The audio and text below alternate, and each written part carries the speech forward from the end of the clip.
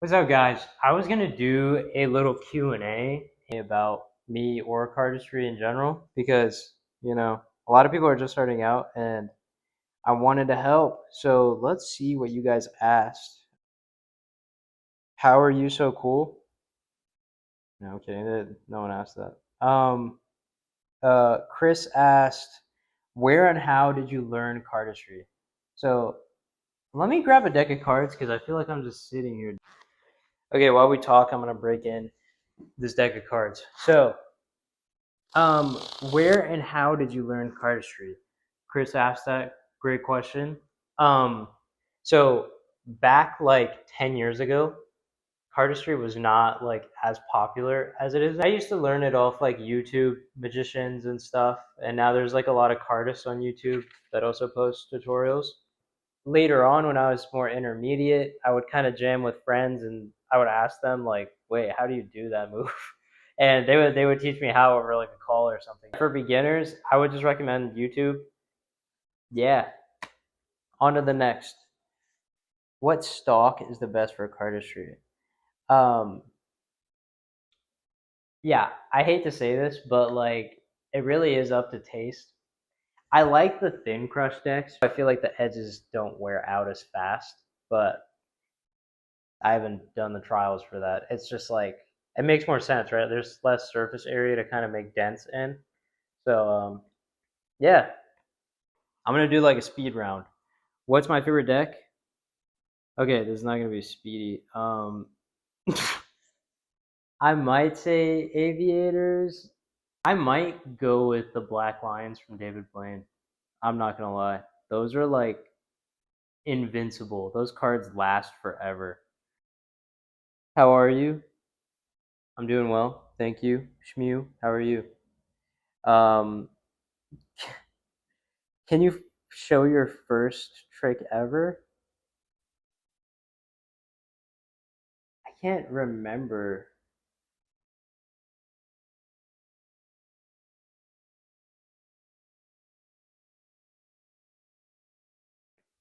I think it was just like a play on me trying to like learn squeeze or something. Like I just remember that opener.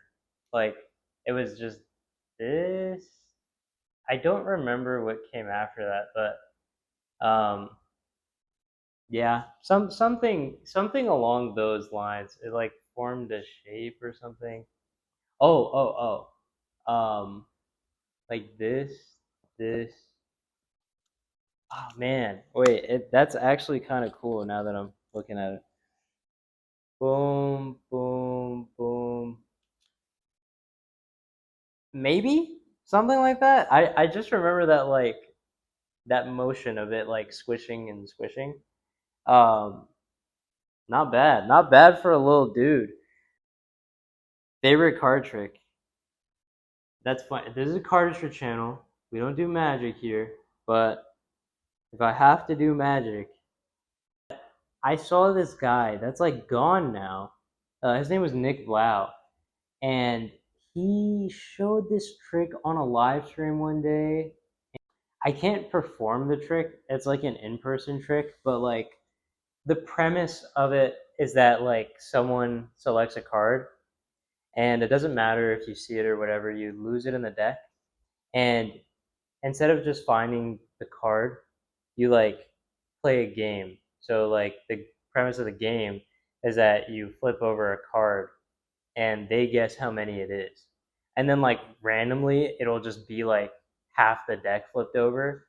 And then you play again. And then you go like that. And like only one card is flipped over that time. And the one card is their card. That one, that's my favorite trick. I don't know what it is. I don't know where Nick Blau is, but mustache is tough. That's not a question. Banned. Um, how long would it take to form a basic understanding and basic level of cardistry? It depends. I get this question a lot, and I hate saying this, but it really does depend on like how much you're holding a deck of cards and how much you're willing to like grind through, and also how well you're balancing it between learning different moves. So I know a lot of people will get stuck and quit, but in my opinion, there's no such thing as getting stuck, right? Like if you can't continue learning the Charlier, then that means there is something else you need to learn in order to progress to get to that point. So like you're stuck, usually around here, like the cards always fall, and you're like, okay, that's fine. I'll start learning like something completely different. I'll start learning like thumb fan, and then you just keep doing stuff like that until naturally like all of them progress. You can kind of like sow the seeds for everything, um, but you have the capability to learn, and a lot of people will like be slow or quick to that, and it's just like really up to your pacing and how much you're willing to hold the deck of cards. Like when I first started, when I first started, I wasn't so like crazy about it, right? I would like, every so often I try to do a trick. And then later on, I was bringing a deck of cards everywhere. Like there was this deck that I just like carried. I lost the box to, but like I had in my pocket at all times. Like the way like an adult at the time to me would like carry a wallet, that was a deck of cards for me in my pocket at all times, like always wanting to do something with them. So uh how addicted are you? Good question. Silas asked, who or what inspired you to start your cardistry journey? It was you. No, I'm kidding. Yeah, I remember there was this one summer where I just randomly decided to watch a David Blaine special. And yeah, I was watching it, and I don't know why I was hooked to the card magic specifically. And I was like, I want to do that. Like, that seems really fun. And I think that set me on the path to wanting to like play with cards in general. Like I knew I wanted to mess with cards. So yeah, David Blaine. I feel like he was like he's a magician, you know what I'm saying? Like half the time he's not even using a deck of cards, but for some reason that aspect stuck with me, and here I am now. And then Isabella asked, how and when did you decide that you wanted to practice cardistry and make an account for it? Yeah, so like I remember the cardistry really seeped in like slowly over time, where I was more of a magician in the beginning. And it's funny, I was just like way too introverted for it. And when you're an introverted magician, all you're doing is like learning the sleights. And they call those people move monkeys. And essentially you're just doing cardistry, right? Like you're manipulating cards in these extremely difficult ways, but all the movements are just invisible. And cardistry is like the opposite of that. All the same things that applied to magic kind of like brought me into cardistry, where like you're learning all these moves, and you already kind of have to learn like the thumb fan and stuff just naturally by the progression of handling a deck of cards. You have to pick up on some of the fun things to do, right? Eventually I did make an account. I remember someone was doing a giveaway off YouTube, which is 52 cards. 52 cards was doing a giveaway, and I decided to make an Instagram account. And if you guys don't know, like Instagram is where the majority of the community is. Like that's where we all like share new moves and stuff. Um, so later on, I comment on some other YouTube video, and then I started making friends within the community, and then from there on, the rest was history. At what point do you know a deck of cards is broken in? Slash, how do you avoid the intermediate plateau? Oh, two very different questions. Okay. At what point do you know a deck is broken in? I'm doing it right now. If over time your cards start to clump and the edges get a little bit more worn down, You know, you might notice that like in the beginning they're really rough. Once the edges kind of smoothen out and your cards reach a perfect like clumping to fanning ratio, I would say it's broken in. You just gotta, I mean, it's kind of like up to you. It's not really like you have to break them into a certain point. You'll get to the point where you're like, oh, I prefer this amount of stiffness of the deck and this amount of roughness on the edges, and like it just kind of starts to progress that way. How do you avoid the intermediate plateau? That's so interesting. Like, I never personally had this experience, but I do know a lot of people quit when they got to this level. And even like advanced, like people that start to get advanced kind of get like demotivated or something. There's a few factors, right? There's community, like how much are you sharing and willing to share and collaborate with other people? And that goes for any art form. If you're getting into a hobby, then you need people to share it with. You know, there's a reason you're not going out of your way to like learn everything off YouTube. You know, like it's so much easier when you have like community and friendship. So if you're avoiding like other cardists, you're gonna feel pretty like demotivated. If you're not willing to listen to advanced cardists, I've noticed like a lot of people get like stuck there because they're not trying to grow, they're just trying to like discover themselves entirely. And I believe that there's a lot of input you can get from an advanced cardist. A lot of people stick to like certain styles, which just means that like they're only doing packet cuts, for example. That will just like totally isolate what you can do. I think I'll get more in depth about that like eventually.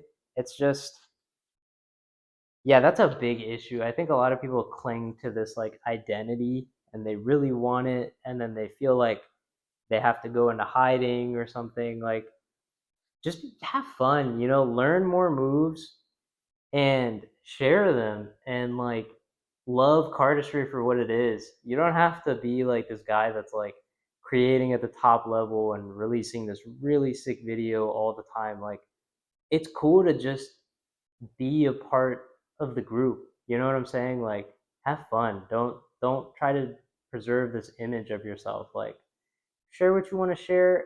Don't worry about the likes or the whatevers. Just like do your thing. You know what I'm saying? Like, this is a cool skill that you're developing. And yeah, there's so many ways to grow out of that that I don't view it as a plateau, but like there is like a there is, I guess, a way to force that upon yourself.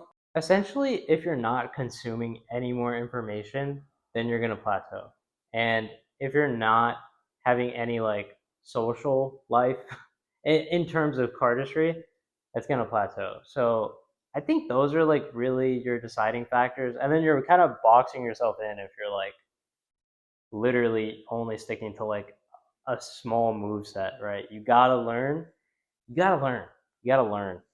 Whether it's philosophy or more moves, just so that you can analyze those moves and pick out what you like. Um, yeah, that was big. That was a big one. How many new flourishes do you practice at the same time? Oh, that's a good question.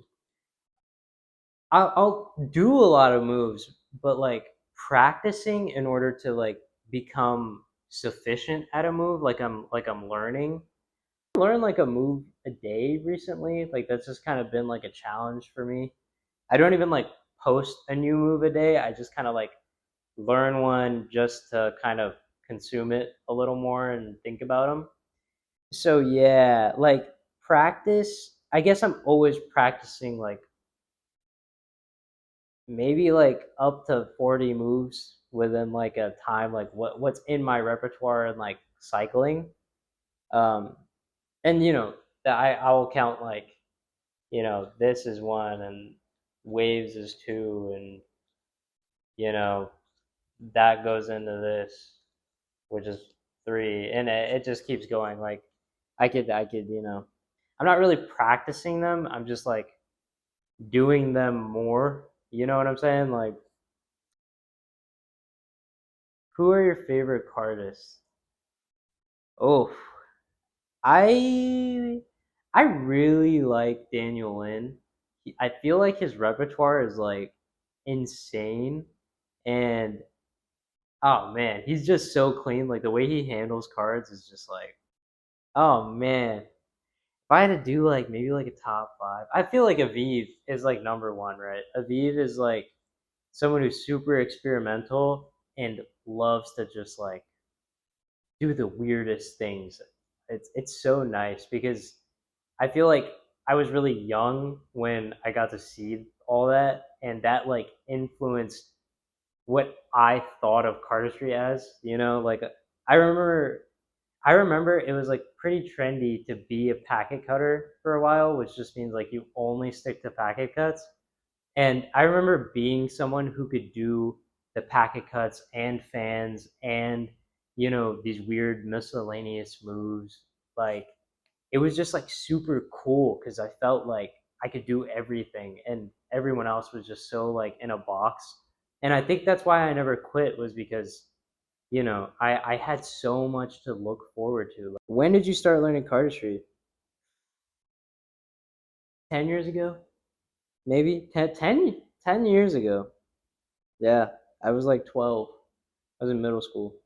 Which move trick is the hardest for you, Mr. Broccoli? Which move is the hardest for you? There's this move in my Fontaine trials where I'm like I have this weird setup where like cards are in this weird like flower thing, and that move is just like really annoying to perform. I don't think I could ever get like a clean one take of it. Like that thing is annoying. There's another move in there that was also really bad. It's like an 8 packet move that like makes an X in the middle, and then like you have these 4 packets out here. Um, no, I just can't. When not being obsessed with cardistry, what's your second passion? Really into like psychology stuff and like health. I've never smoked, I've never drank, and like, you know, I feel like I can be proud of that. You know what I'm saying? Like, it's rare to be. It's rare to be. And like, I'll like meal prep my food and keep everything clean and chill and like go to the gym and come back and sleep on time. I'm like an old man. I play with cards. Like I feel like that's kind of a part of that health and wellness is that like we have a little art form that we can do. And yeah, favorite move. Woo.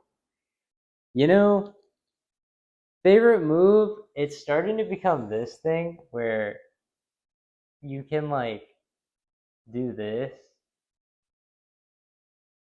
Um, it's just because it feels like something someone should have discovered a really long time ago, but it wasn't.